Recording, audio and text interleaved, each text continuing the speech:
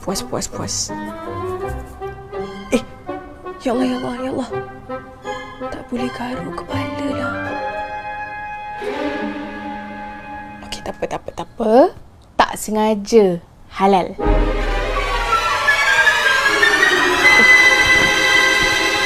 Sekejaplah.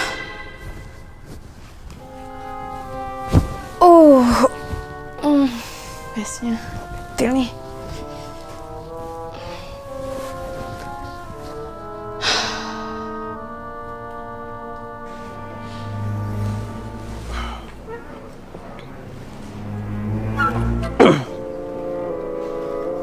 Ya Allah, 3 jam?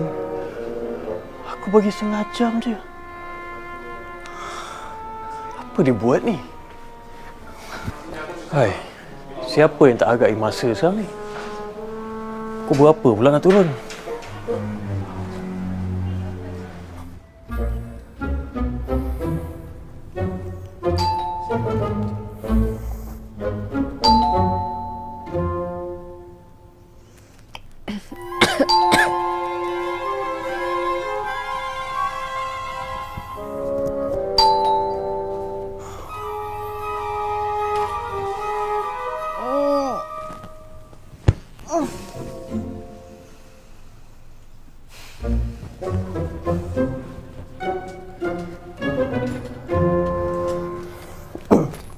Ya. Jom, turun kita buat umrah. Now? Ya? Bagilah saya rehat dulu. Ya Allah, kita buatlah umrah sekarang. Settlekan cepat. Nanti dah habis semua, awak nak rehat, rehatlah sepuasnya. Jom. Awak, saya penat lah. Kalau penat macam mana nak buat umrah? Saya kena tenang, bertenaga, ada mood sikit untuk beribadah. Kalau penat macam nak buat umrah? Awak kan masih dalam ihram. Buatnya terlanggar nanti, tak pasal-pasal kena bayar dam tau. Nak ke?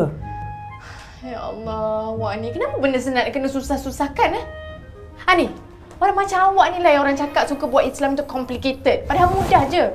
Adakah dalam kitab tu cakap, kena buat umrah walaupun penat? Kejap.